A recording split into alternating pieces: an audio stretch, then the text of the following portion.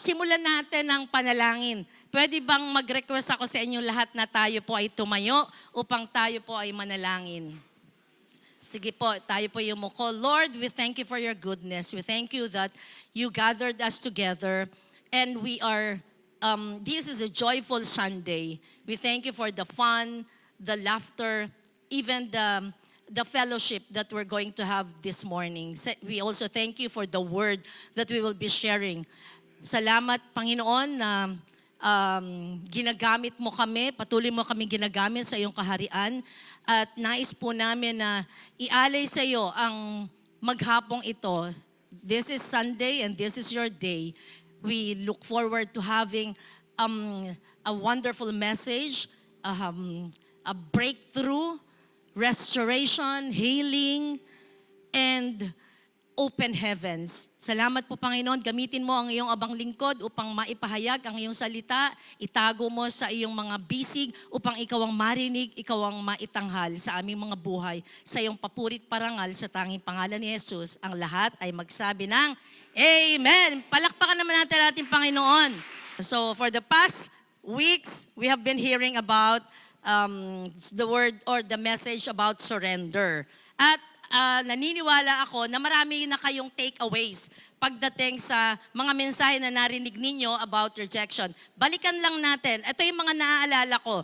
Sabi po dito, surrendered faith, it is wherein yung surrender is not rejection but redirection. Sweet surrender, wherein moments of fear, we need to put our trust in God. That sweet surrender begins when we stop fighting or wrestling with God. That God cannot bless those who refuse to bow.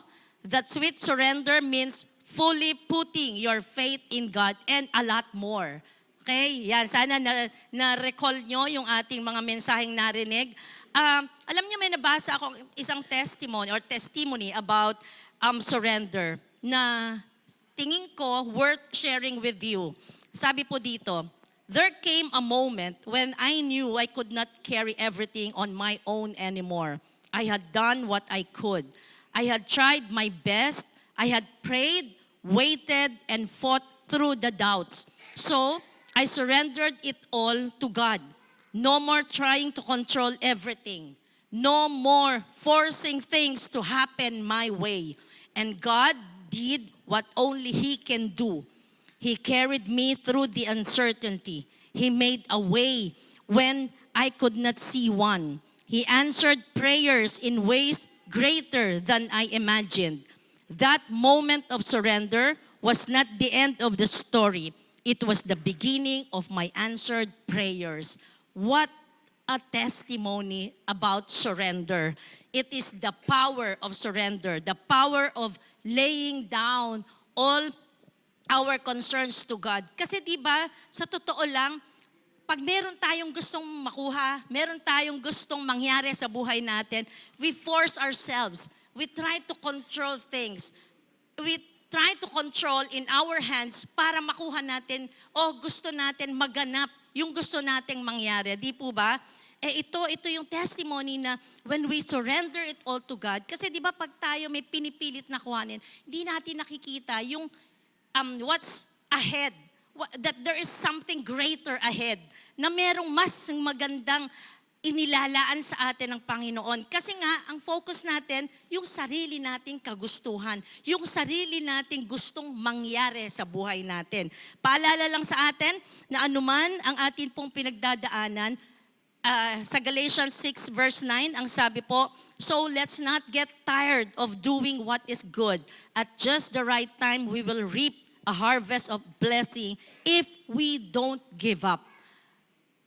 May pangako that if we are not giving up, if we continue on, pag pinagpatuloy lang natin sa kabila ng mga pagsubok, if we do not get tired of doing good, then we will receive a reward, a blessing.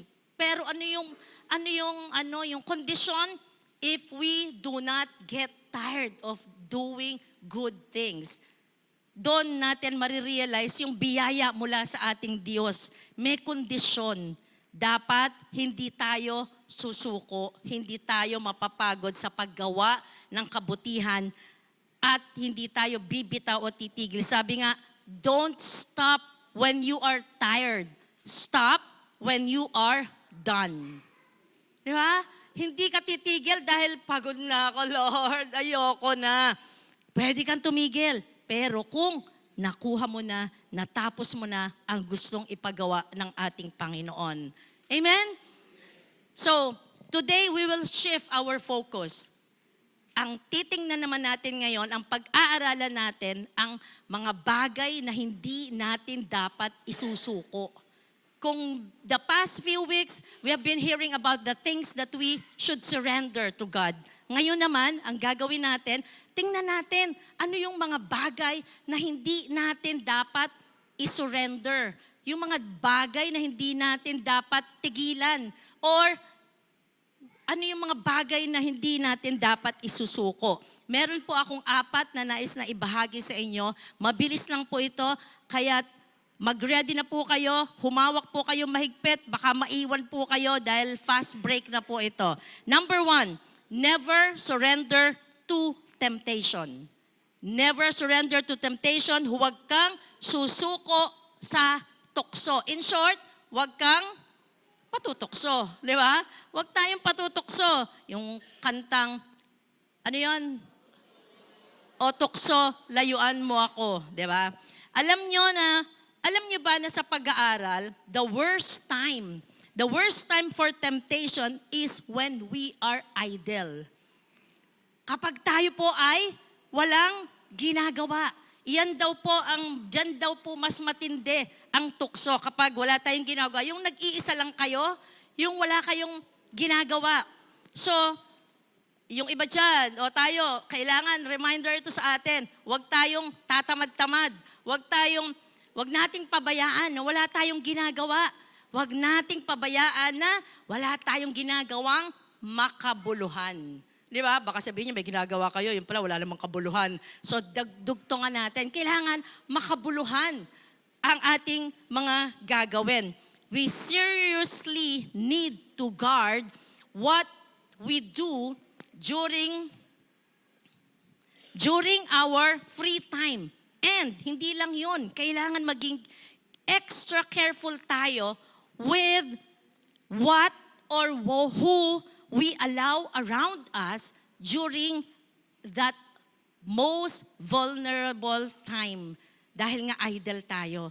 Kasi baka mamaya, ang iba na ang naiisip natin. Because when we are idle, that's the time when our minds ay nag-iisip ng mga kung ano-anong bagay. Di ba? At iyan ang ginagamit ng dyablo. Iyan ang ginagamit ng dyablo upang tuksohin tayo. Di ba? Kasi idle tayo. Sabi nga, idle hands and idle minds are always in danger of Satan's attacks on our flesh. Kasi yun yung, inihintay niya sa ating pagkakataon. Yung hindi tayo nagpe-pray, yung hindi tayo nagbabasa ng Bible, yung hindi tayo nakikinig ng salita ng Diyos, that is the most vulnerable time for us. Kaya mag-ingat po tayo. Sabi nga, idle hands and idle minds are always in danger of Satan's attacks on our flesh. Unfortunately, meron tayong mga weak points. Meron tayong mga kahinaan. Wala tayong pwedeng sabihin, hindi natin pwedeng sabihin na, hindi yan sa akin. Because all of us, let us admit it, meron tayong mga weak points. May mga kahinaan tayo sa ating buhay. Di ba? Sometimes, we are weak when it comes to our children. Kapag nakita natin yung ating mga anak ay parang hindi natin nabibigay ang magagandang bagay sa kanila. Kahinaan yon on our part. Kaya ang sabi nga, let us always make it a point to listen to the Word of God. Let us not only listen, but read the Word of God so that we are guided, so that we are reminded, so that we become strong in facing yung mga tukso yung mga temptation na yan para hindi tayo bumigay.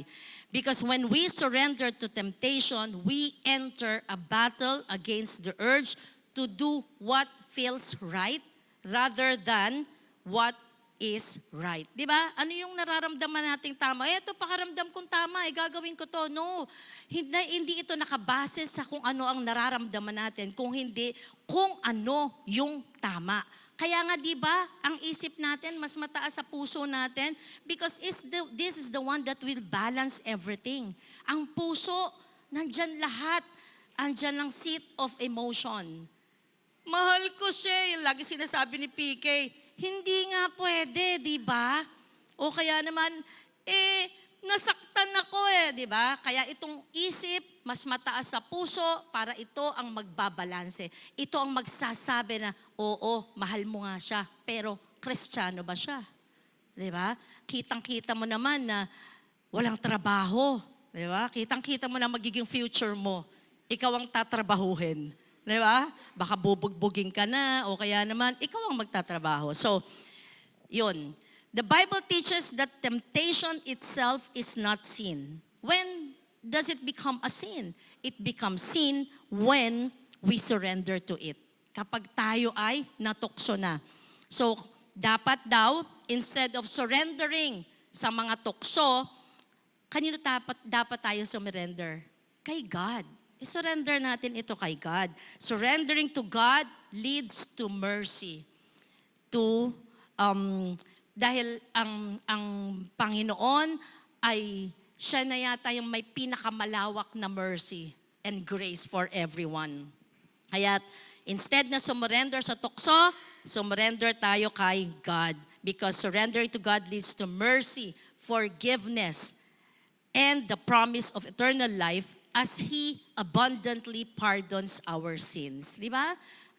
Lagi tayo nagkakamali, lagi tayo nagkakasala. But when we ask for forgiveness to God, sinarado niya ba yung pinto? Hindi.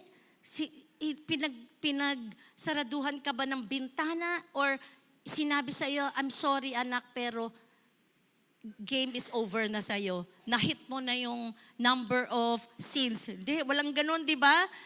Because when we sincerely ask for forgiveness, God is gracious. God will forgive us. Di ba? For all our sins, for as long as we ask for forgiveness. So let us rely on God's strength so that we do not surrender to temptation. Okay? So ang una, never surrender to temptation. Okay, wag niyong kakalimutan. Mamaya, meron tayong quiz, ha? Okay, number 2. Never surrender your integrity and righteousness.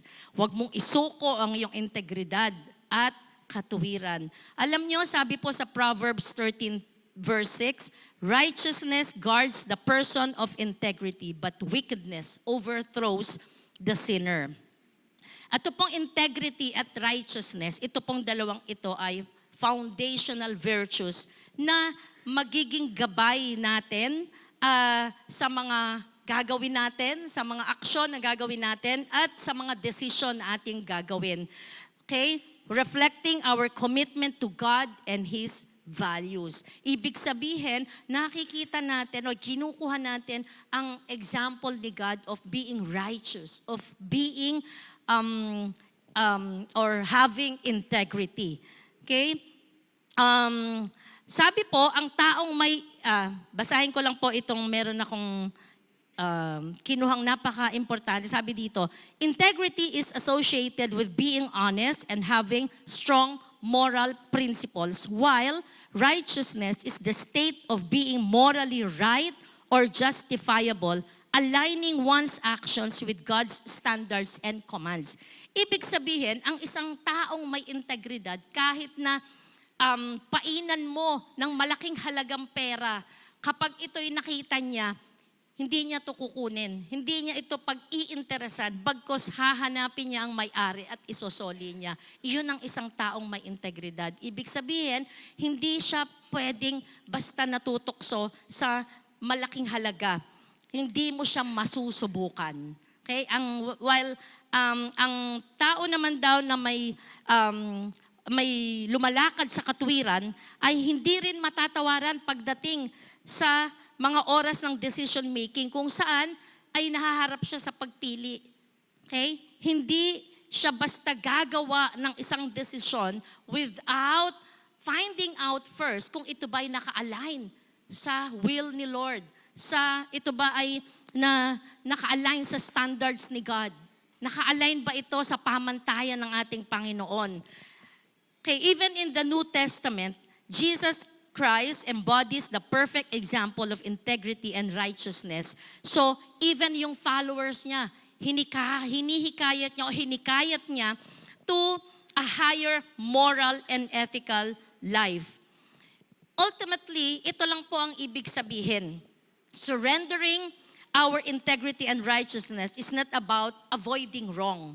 Ito'y tungkol sa pagyakap sa katotohanan, yung kababaang loob, yung compassion, yung paggawa ng makabuluhang desisyon sa buhay sa tulong ng panalangin, ng pagbabasa ng Bible, sa salita ng Diyos. At kapag ginawa natin ito, yung patuloy tayong nagkakaroon ng integridad at righteousness, we are giving glory to God. Amen? We are giving glory to God at naipapakita natin ang ating pagmamahal sa Kanya at respeto sa lahat ng aspeto ng ating buhay. Okay, so number 3, ang sabi po dito, never surrender your commitment to God's will. Never surrender your commitment to God's will. Alam niyo po ba na surrendering to God is different from giving up? Okay? Surrendering to God is different from giving up.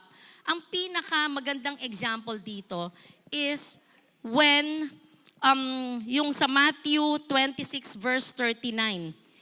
Ang sabi po dito ni Jesus, not as I will, but as you will. He could have avoided suffering. Okay? Pwedeng hindi niya pinagdaanan yung siya ay hagupitin ng latigo, yurakan ng kanyang pagkatao, duraan, batukan, hampasin, kutyain. Pwede niya tong hindi pagdaanan. Pero anong sabi niya? Not as I will, but as you will.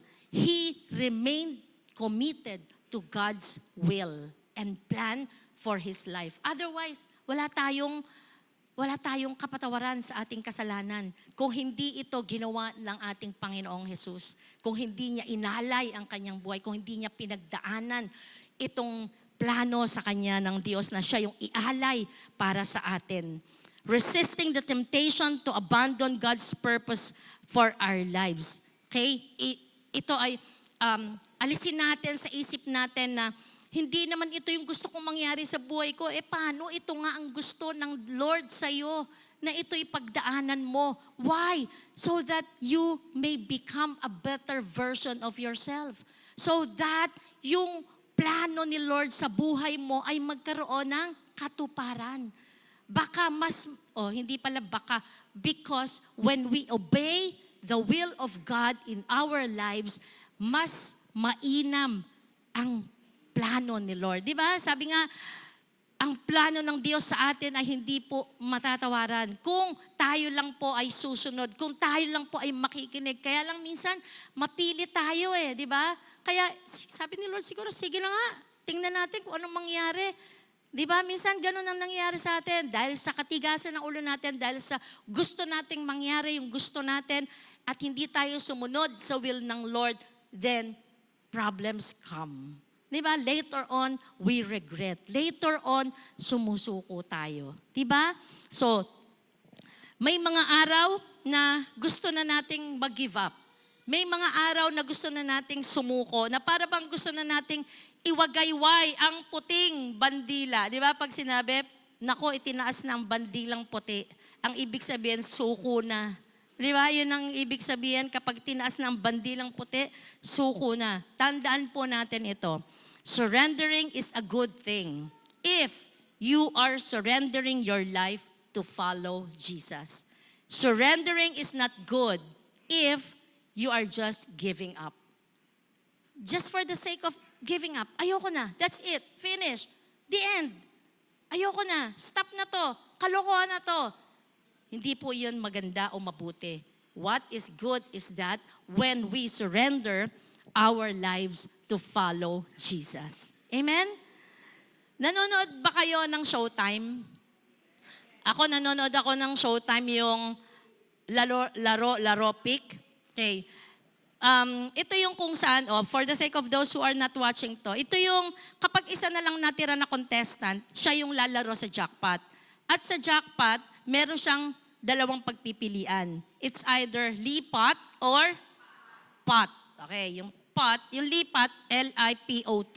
Kasi ibig sabihin, may nag-aalok sa'yo ng pera. For example, 40,000, lipat or pot. Sasabihin ganon. Pag sinabi mong pot, ibig sabihin gusto mo yung pera. Pero pag sinabi mong lipat, meron kang tanong na sasagutin at kapag hindi mo na nasagot ng tama yung tanong, wala kang makukuha. So merong consequence, di ba? Imagine, kayo yung audience, ako yung contestant. Nandun na ako sa decision making. Pot o lipat, nagsisigawan kayo. Meron kayo tinataas na cardboard nakalagay, lipat or pot. Sigawan kayo. Lipat, parang imagine niyo ang sinisigaw nyo, give up na, surrender na. When in fact, there is something better. Kung parang ini-imagine ko habang ginagawa ko to, sabi ko, come to think of it, parang tinutokso ka. Binipilit ka na gumawa ng isang desisyon na later on, ikaw din ang magsasuffer. Pero, ang ano dito is, sa pagkakataong ito, ano ba ang pipiliin mo? Just simply give up? No, in fact, merong mas mabuting bagay na pwedeng mangyari sa iyo. Na, which is better or which is good to surrender our lives to Jesus. Diba? Sa buhay natin, may pagkakataon na kailangan nating mamili o gumawa ng desisyon para pumili. And sometimes we depend on the people around us. Sometimes we depend on kung sino yung ating kausap o kung sino yung gusto nating hinga ng payo. Diba? Ganun ang, wait lang ha, may nagulo lang sa aking...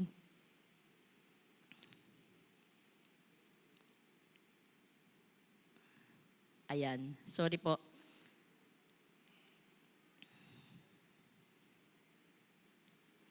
Okay, so sometimes people will discourage us. And sometimes nadi-discourage nga tayo kasi parang feeling natin, wala na akong pupuntahan. Palubog na ako. Sometimes we give up. We easily give up. At ang sabi po sa atin pong pangatlong punto is, we do not or we should never surrender our commitment to God's will. Kung ano yung plano ni God sa atin, yun ang ating sundin. Amen? So the next time you have the white flag out to wave para surrender, stop. Think for a while at tanungin niyo po, is it God's will for your life? Ito ba yung plano ni Lord sa iyo? Kung hindi, if it isn't, then don't give up. Don't surrender. Amen? Number 4, at ito na po yung last. Never surrender your faith. Never surrender your faith. Huwag nating isuko ang ating pananampalataya. Instead, we must stand firm in our faith. Okay? The enemy will continuously throw arrows our way. Babatuhin tayo ng mga problema, ng mga pagsubok, ng mga tukso. Sabi po sa 1 Peter 5 verse 8, be alert and of sober mind. Your enemy, the devil, prowls around like a roaring lion looking for someone to devour. Okay? Patuloy siyang magbabato sa atin ng mga arrows. But ours, tayo po, dapat we should be unmovable and be active in putting those arrows out. Salagin natin. Salagin natin. Huwag tayong tanggap ng tanggap. Huwag i-rebuke natin sila. Ika nga, di ba? Huwag tayong parang ginawa mong, yung ano ba tawag dun sa ganon? Dart, yung sa dart, ikaw yung target, di ba? Instead, salagin natin ito. Our God is able to establish us to a point where we become unmovable in our faith. Kung tayo ay magpapatuloy sa ating pananampalataya sa ating Diyos. Alam nyo, meron tayong isang ka-church na si Delilah. Sa mga nakakalala kay Delilah, siya po'y pumanaw na kailan lang at mamaya-maya ililibing na siya. I think 1 p.m. ililibing na siya. Alam nyo, hanga po ako sa kanyang pananampalataya sa ating Diyos. Na kahit na nahihirapan o nahirapan siya sa kanyang karamdaman, hindi niya isinuko ang kanyang pananampalataya sa ating Diyos hanggang sa huling sandali. Sobrang ang tapang niya, ang pananampalataya niya ay nandun sa ating Panginoon.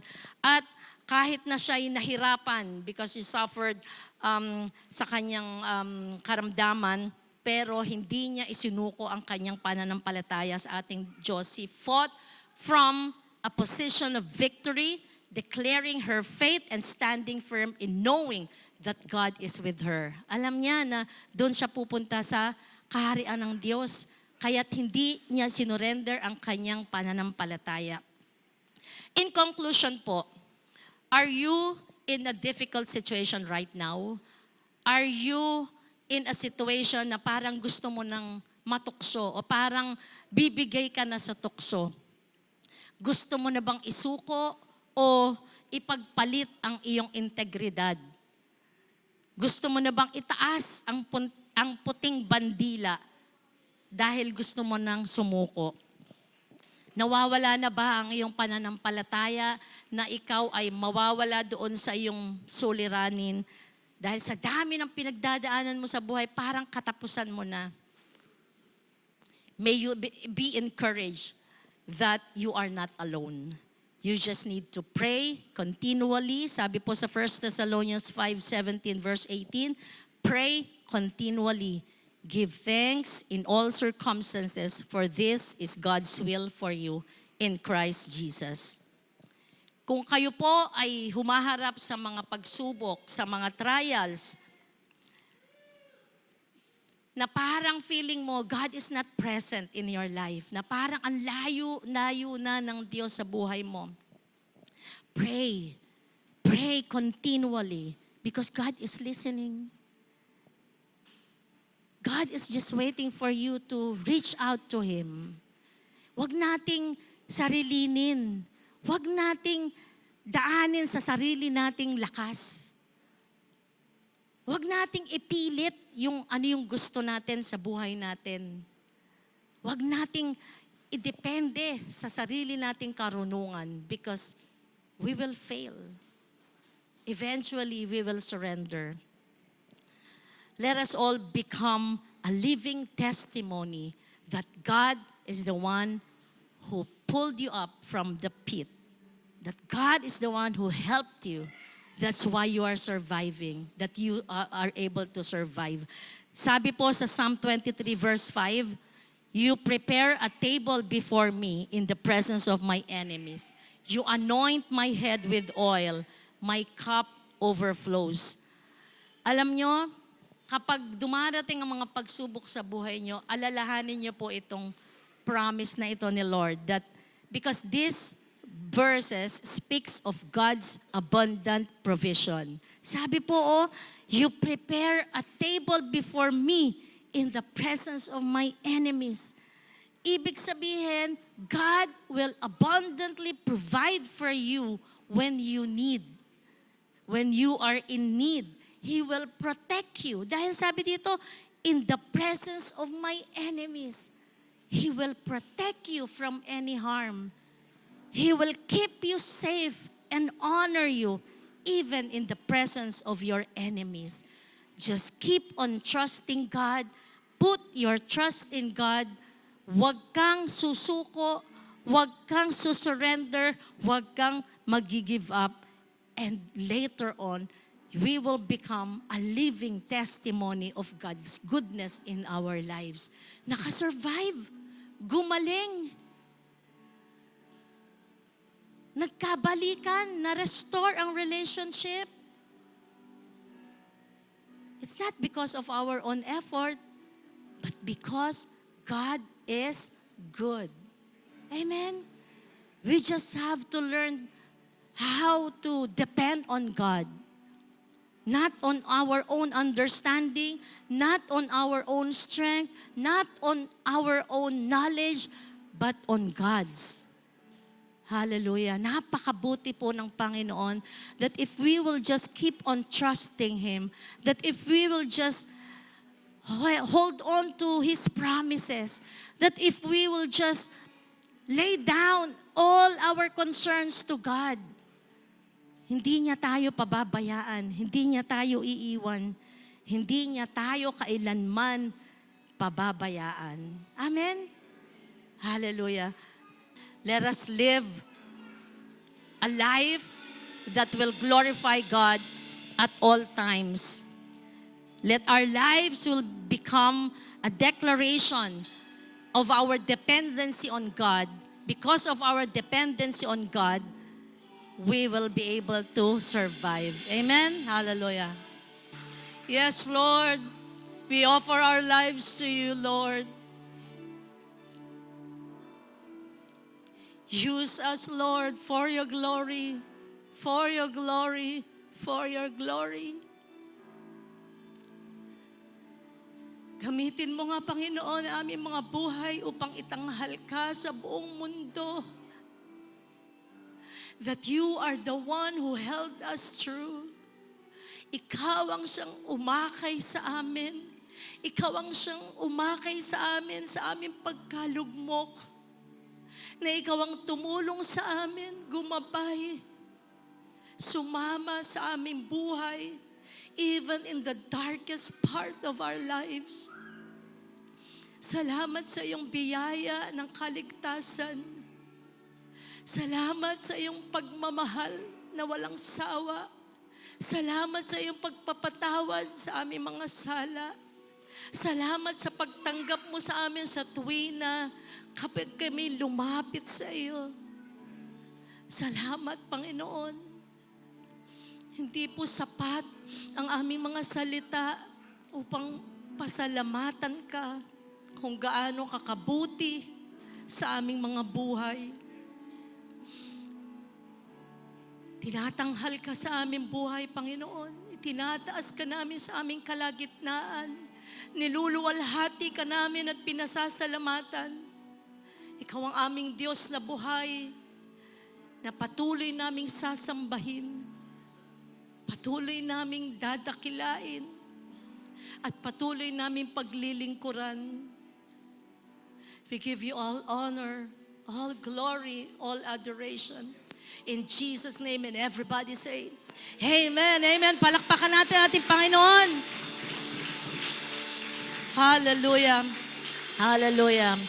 Hallelujah. Taas po natin ating mga kamay for the benediction. The Lord bless you and keep you.